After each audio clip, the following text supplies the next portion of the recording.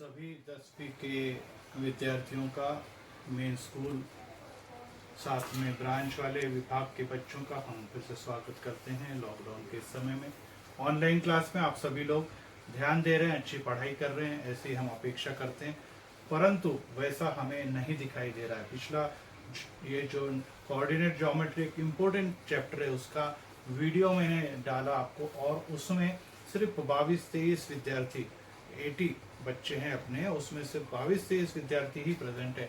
इसका मतलब ये है कि सिर्फ 1/4 बच्चे ही अटेंड कर रहे हैं, बाकी के बच्चे वीडियो देखना भी पसंद नहीं करते हैं। तो इसका मतलब ये समझ जाना चाहिए कि अब जो 30 तारीख से आने वाली परीक्षा उसमें उन्हें बहुत प्रॉब्लम आने वाला है, क्योंकि आपको बार बार मैं रिपीट कर रहा हूँ 60% सभी विषयों का पोर्शन है, 60 to 70% और पोर्शन लगभग पूरा होने में। आज जो मैं यहाँ पर पढ़ा रहा हूँ इसके साथ आपके सभी प्रकार के सवाल टर्मिनल एग्जाम के पूरे हो जाएंगे। अब सिर्फ रिवीजन ही रिवीजन करना बाकी रह जाएगा और एग्जाम लेना बाकी रह जाएगा। तो अब इतना पोर्शन होने के बाद भी और बच्चों की कॉपियाँ नहीं बनी है, बच्चे लोग वीडियो नहीं देख रहे हैं, और आपकी परीक्षा जो हो रही है आपको मैंने सिर्फ ऑब्जेक्टिव सवाल नहीं पढ़ा है, या किसी भी टीचर ने सिर्फ यस नो वाले सत्य असत्य वगैरह नहीं पढ़ा है, या ABCD वाले सवाल नहीं कराए, पूरे बड़े बड़े सवाल बड़े बड़े प्रश्न उत्तर कराए हैं। और वैसे ही परीक्षा जैसे नॉर्मल पिछले सालों में हुआ करती थी वैसे 80 मार्क्स के पेपर होने वाले। ध्यान दे, ईमेल नंबर सबने भेजने जरूरी, क्योंकि ईमेल नंबर पर ही पेपर होने वाले हैं। ईमेल नंबर नहीं होंगे तो आप पेपर ही नहीं खोल पाएंगे, आपका पहला भाग पन्ना ही नहीं खुलेगा तो पेपर तो आप फेल हो जाएंगे। इसलिए सबके ईमेल नंबर भी टीचर्स के पास होना जरूरी है, उसके आधार पर ही आपके एग्जाम होने वाले हैं। तो इसलिए रिपीट कर रहा हूँ, ये आज का जो है आपकी अंतिम प्रकार में आज सिखा रहा हूँ, इसके बाद आपका रिवीजन ही चलेगा। और रिवीजन में आपने सवाल करने, मैंने नहीं करने। आपको अगर सवाल नहीं आते तो हर बार मेरे से पूछने की भी आवश्यकता नहीं। आप मेरे वीडियो पे जाएंगे, चौहान सर खोलेंगे तो आपको सभी पहले पार्ट से लेके तो 5वें पार्ट तक के हर पार्ट के वीडियो दिखाई देंगे, और वो आप देखकर अपनी कमजोरियां दूर करो, रिवीजन करो, और ऐसा करने पर ही आप पेपर में टिक पाएंगे। नहीं तो सिर्फ पिछली परीक्षाओं में आपने सिर्फ कॉपी करके चीटिंग करके जो मार्क्स प्राप्त किए, ऐसी उम्मीद भी न रखें। सवाल के आंकड़े बदल दिए जाते हैं, आप कॉपी किताब लेकर भी बैठे तो भी आपको विधि नहीं आती तो सवाल भी नहीं करते आएंगे। ये बात भी अपने दिमाग में रखिए। तो आइए हम आज दूसरा प्रकार सीखेंगे। पीछे हमने जो देखा है, या पिछले वीडियो में हमने देखा है कि डिस्टेंस फॉर्मूला, दूरी का सूत्र देखा है। आज हम यहाँ पर देखने जा रहे हैं कि सूत्र, जो बिंदुओं के सूत्र, और बिंदुओं के सूत्र में विभाजन सूत्र, मध्य बिंदु के सूत्र और केंद्रक के सूत्र। यहाँ पर हम विभाजन का सूत्र देखने जा रहे हैं। पीछे हमने दूरी का सूत्र देखा कि एक रेखाखंड दिया था, और रेखाखंड में A के निर्देशांक x1 y1, B के निर्देशांक x2 y2 दिए थे, और उसके आधार पे हमने लेंथ AB या दूरी AB की लंबाई ज्ञात की। अब हम अगर कोई बिंदु बीच में ऐसा दिया हुआ है, कहीं पर भी दिया हुआ है, बिंदु P दिया है, तो अपने को इस P के निर्देशांक ज्ञात करना। अब इसके साथ क्या क्या दिया है, इसके साथ दिया यहाँ से यहाँ तक का जो भाग है उसकी माप m है, यहाँ से लेके यहाँ तक का भाग n है। तो ये ऐसा दिया रहेगा या m/n के रूप में दिया रहेगा, m/n के रूप में दिया रहेगा। ये भाग है m/n, या ऐसा दिया रहेगा। और उसके आधार पे हमको P के निर्देशांक x और y ज्ञात करने हैं। तो इस सवाल को कैसे करेंगे कि P के माप अर्थात P के निर्देशांक ज्ञात करने हैं। तो इसको क्वेश्चन नंबर 1 5.2 से करेंगे। मैं फिर से दोहरा रहा हूँ कि प्लस माइनस की जो गलतियां हैं वे आपकी दूर होनी जरूरी है। तो अभी यहाँ पर A का निर्देशांक मैं यहाँ पे लिख रहा हूँ, A का निर्देशांक है -1 और 7, B का निर्देशांक है 4 और -3, और M और N का अनुपात जो है वो है 2:3। और आपसे कहा है कि P के निर्देशांक ज्ञात करो। P के निर्देशांक अर्थात x और y अपने को ज्ञात करना। तो ये सवाल अपने को यहाँ पर करना है। तो फिर से इस सूत्र की तरफ हम देखेंगे, पहले x निकालेंगे फिर y निकालेंगे। तो दीजिए पहले x निकाल रहे, x बराबर mx2 जमा n x one m plus n. अब m मतलब कौनता है, ये पहला वाला पद, n मतलब बाद वाला पद जो नीचे लिखा जाएगा, 2 जमा 3, ये हो गए 2 जमा 3, ऊपर 2 के साथ x2 मतलब यहाँ पे आप लिखते जाएंगे जिससे कि आपको और अच्छी तरह से ध्यान में आए कि एक चल क्या रहा है। ये x1 y1, ये x1 y1, ये x2 y2 और ये m और n लिखा हुआ है। तो x2 कितना है यहाँ पर 4, कोष्टक में लिखे 4, जमा n कितना है 3, 3 के साथ क्या आएगा x1 के साथ अर्थात -1, 4 दूनी 8, 3 एकम 3, प्लस माइनस माइनस, और ये हो गया 5, उत्तर हो गया 5/5। इसलिए काटने के बाद x का मान कितना आ गया 5 एकम 5, 5 एकम 5। फिर से देखिए सूत्र m x2 n x1, x के जैसा भी x आएंगे, जमा n m और n, m और n 2 और 3, तो 2 और 3 के साथ x2 पहले आएगा, x2 मतलब पहला वाला 4, और फिर बाद में आएगा x1 -1, 3 एकम 3, प्लस माइनस माइनस, 4 दूनी 8, 8 में से 3 गए 5 और नीचे 5। अब y निकालना है, फिर से अब mn के साथ क्या आएगा, x की जगह y2 y1 जमा m जमा n। m के लिए फिर से मैंने बताया 2 आएगा, y2 कितना है ये वाला बाद वाला पद -3, n का मान है 3, y1 का मान है 7, बटे में 2 जमा में 3, 3 दूनी 6, 7 या 21 बटे में 5। देखिए 3 दूनी 6, माइनस आएगा, ये दोनों भी धनात्मक है तो ये प्लस ही रहेगा, 7 21 घटाया 21 में से 6 गए, प्लस माइनस माइनस, 15 बटे में 5, बड़ी संख्या धनात्मक है तो ये भी धन रहेगा, 5 एकम 5 बाकिया 15। इस प्रकार से y का मान आ गया 3। फिर यहाँ पे लिखेंगे, इसलिए p के निर्देशांक आ गए कितने कितने, 1 और 3, ये आपका उत्तर। p के निर्देशांक x और y, x का मान 1, y का मान 3।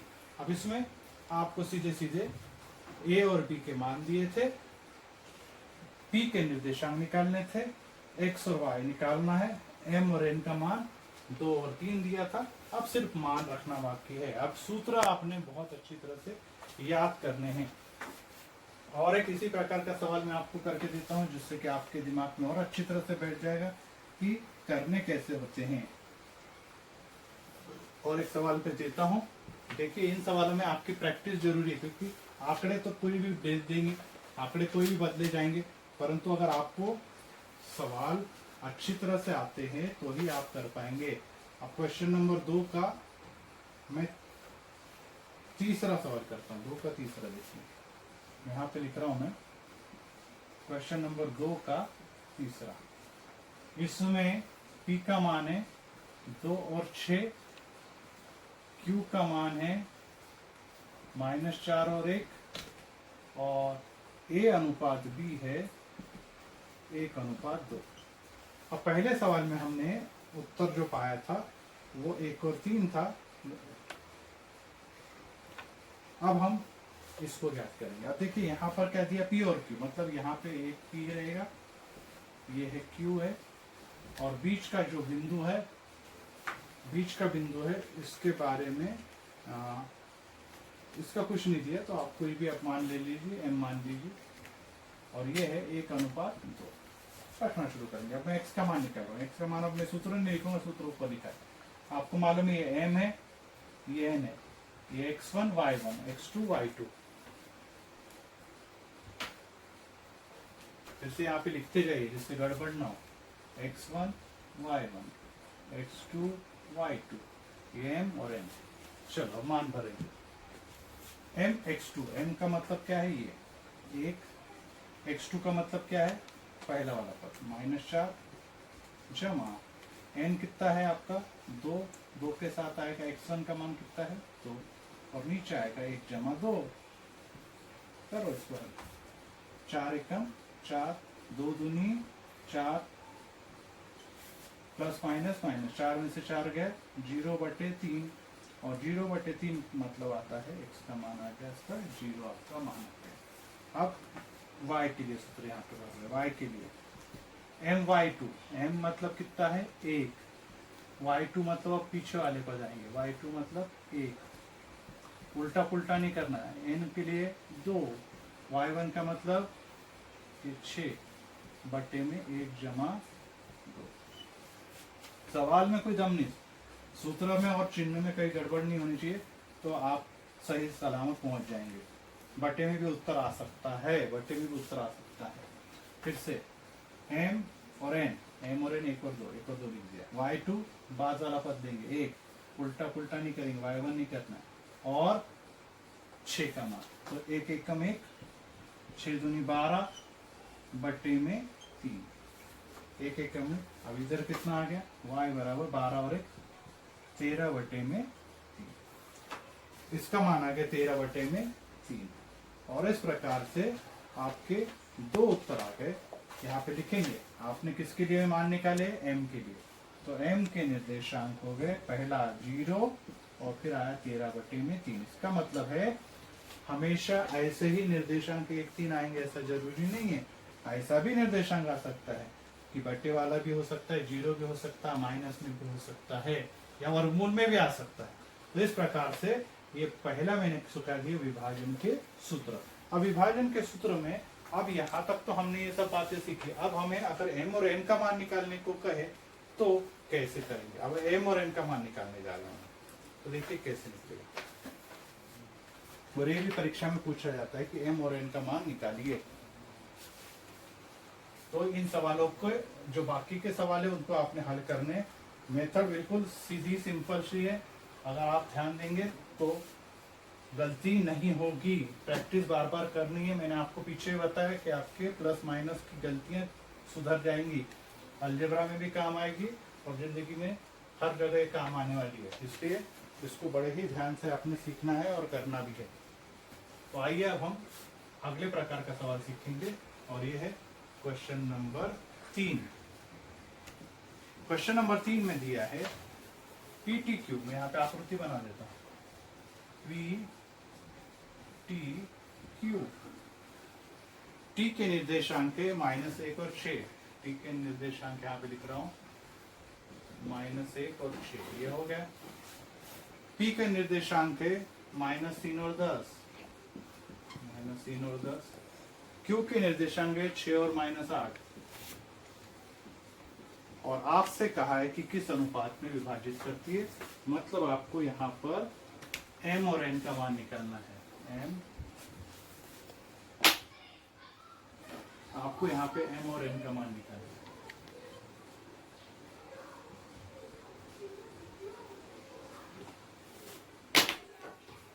तो कैसे करेंगे देखिए, आप फिर से सूत्र में लिख रहा हूं यहाँ पे कि x बराबर mx2 जमा nx1 बटे में m जमा n। अब यहाँ पे x ये है, x का मान यहाँ मौजूद है, ये x का मान, x का मान मौजूद है, y का मान मौजूद है, x का मान मौजूद है, y का मान मौजूद है, ये x1, ये y1, ये x2, ये y2, ये सब मान मौजूद है। अपने को निकालना क्या है, m और n, किस अनुपात से, मतलब m में। तो x की जगह कितना आएगा, -1, m की जगह मालूम नहीं अपने को, x2 का मान कितना है, देखिए x2, ये x2 है 6, n का मान मालूम नहीं, x1 का मान पहले नंबर पे, m जमा n नहीं आ रहा। देखिए आप कैसे, फिर से पहला सूत्र लगा, x बराबर mx2 जमा n x1 बटे में m जमा n। x का मान मालूम है -1, m और n का मान मालूम नहीं, तो mn ऐसे लिखा है। फिर आता है x2 मतलब पहला वाला ये, और x1 मतलब, अब हल कीजिए, ये वाला पद जाएगा ये बाजू को, ये बाजू को जाएगा, मतलब -1 गुणा में m जमा, ये आ गया, और इधर गुणा हो जाएगा 6m प्लस -3m, गुणा कीजिए, -m 1 1 कम -n बराबर 6m -3m। अब क्या करेंगे हम लोग, अब क्या करेंगे, m को इधर लेके जाएंगे और n को इधर लेके आएंगे, तो -3 का क्या हो गया, +3n -n, और 6m के साथ क्या हो गया, +n। फिर से देखिए -3n इधर चले गया तो +3n बन गया, और -m इधर आया, सॉरी -m इधर आया तो ये हो गया माइनस का +m। अब हल कीजिए, प्लस माइनस माइनस, 3 में से 1 गया, 2n, 6 और 1 7n। अब आपको अनुपात निकालना है, क्या निकालना है अपने को, m अनुपात n, ये निकालना था उत्तर। तो हो गया हल, n इधर लेके आ जाओ और 7 को उधर लेके जाओ, तो ये हो गया 2/7 और इधर आ गया m/। इसी को कहते हैं, इसी का मतलब हो गया m अनुपात n बराबर 2:7। या तो उत्तर आ गया, नहीं तो और उसको आप चाहे तो आगे भी हल कर, ठीक है, आ गया। कितने अनुपात में विभाजित करेंगे, 2:7 में विभाजित करोगे। फिर से एक बार मैं सिखा रहा हूँ, अभी मैंने y का सूत्र का इस्तेमाल ही नहीं किया, अगर उससे भी करेंगे तो भी यही उत्तर आएगा। सूत्र लिखा, ये कोष्टक इधर गया, -1 के साथ आ गया, 6m plus minus -3n, m एक तरफ, n एक तरफ, 3n माइनस का हो गया प्लस, -m हो गया इधर जाके प्लस, 6 और 1m मिला के हो गया 7m, प्लस माइनस माइनस, 2 में से 1 गया, 3 में से 1 गया, 2n, m/n लाना है इसलिए n को इधर लाया तो m/n, 7 उसके नीचे है तो 2/7, m/n का मतलब है m अनुपात n बराबर 2:7। इस प्रकार से मैंने यहाँ पर जो बीच का बिंदु था उसके निर्देशांक ज्ञात किए, यहाँ पर बीच के निर्देशांक दिए तो मैंने अनुपात भी ज्ञात कर दिया। इस प्रकार से ये सवालों को आपको ज्ञात करना है। अभी एक और प्रकार सिखाता हूँ और फिर बाकी के प्रकार हम बाद में सीखेंगे। अपने पूरे इसको मिटा देता हूँ। अंतिम प्रकार आज का मैं सिखा रहा हूँ आपको, जो वीडियो में दोनों भी डाल रहा हूँ, दोनों वीडियो आप ध्यान से देखेंगे और उसको बहुत अच्छी तरह से करने हैं, क्योंकि परीक्षा करीब आ गई है। जितने ज़्यादा आप ये सवाल करेंगे उतना ही आप, और P के निर्देशांक, जो बीच में बिंदु है P, इसके निर्देशांक है K और 7, और किस अनुपात में विभाजित करती है आपको ये बताना है, ये आपको हल करना है। तो देखिए ये सवाल मैं कैसे कर रहा हूँ, किस अनुपात में विभाजित करती है। तो आपको यहाँ पे ये दिखाना है कि m और n का मान निकालना, पहले m अनुपात n निकालना, और फिर ये कितना आएगा, और फिर निकालेंगे k का अनुपात। तो देखिए कैसे करेंगे। फिर से एक बार मैं आपको सब लिख कर देता हूँ यहाँ पे, ये x1, ये y1, ये x2, ये y2, ये m, ये n। सूत्र भी लिख देता हूँ, x बराबर m x2 जमा n x1 m जमा n।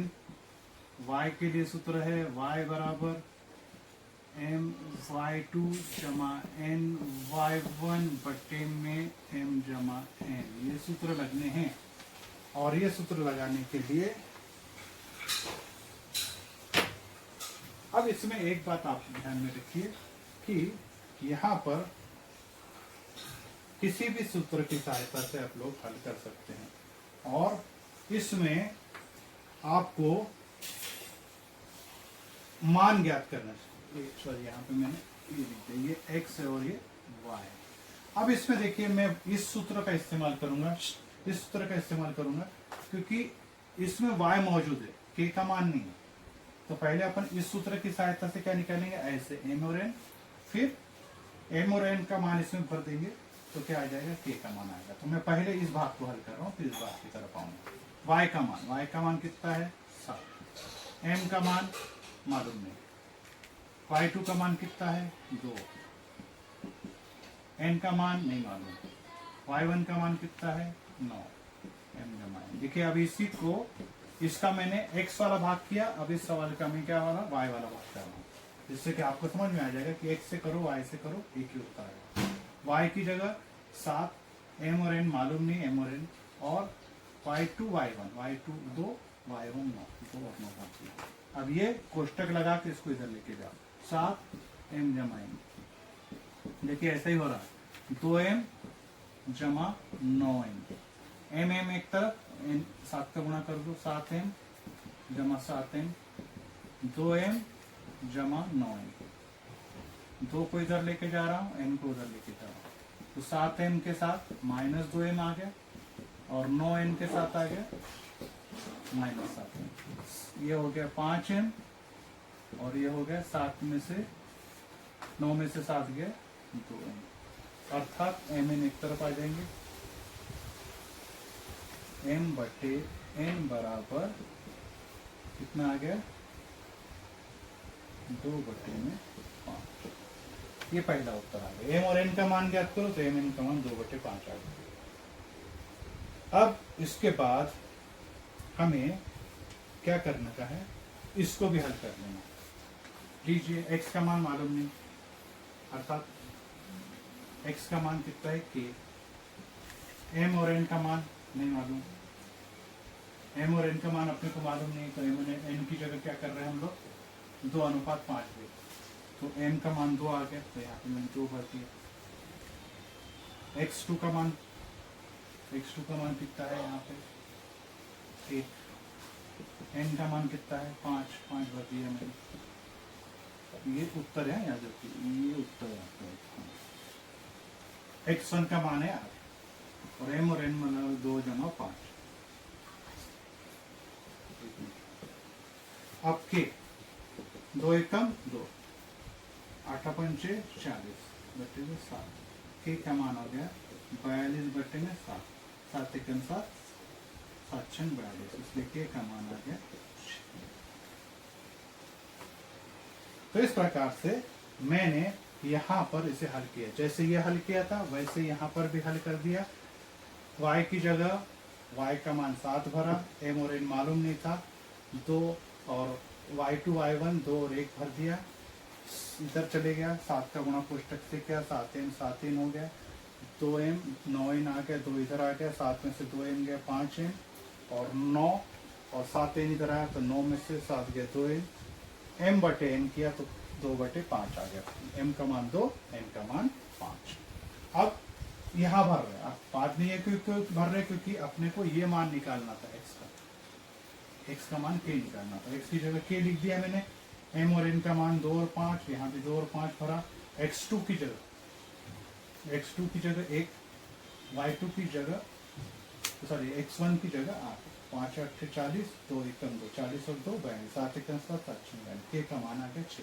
इस प्रकार से मैंने यहाँ पर आपको 1 से लेकर 5 तक के सवाल और पीछे के वीडियो में कुछ सवाल सिखाए। यहाँ पर मैंने आपको सिर्फ एक ही प्रकार का सवाल सिखाया जिसको अपन लोग कहते हैं विभाजन का सूत्र। और विभाजन का सूत्र मतलब एक बिंदु कहीं बीच में मौजूद रहेगा, जैसे यहाँ पर आकृति में आप लिख लीजिए, ये बिंदु A है, ये बिंदु B है और ये बिंदु T है, और आपको बीच का भाग MN निकालना था। और इस प्रकार से इन सवालों को आपने यहाँ पे हल किया। घर पे प्रैक्टिस करो, सिर्फ सूत्र याद करने, मान भरने, बहुत इजी सवाल है, मेहनत करेंगे तो इजी है, प्लस माइनस की गलती होनी नहीं चाहिए। Thank you.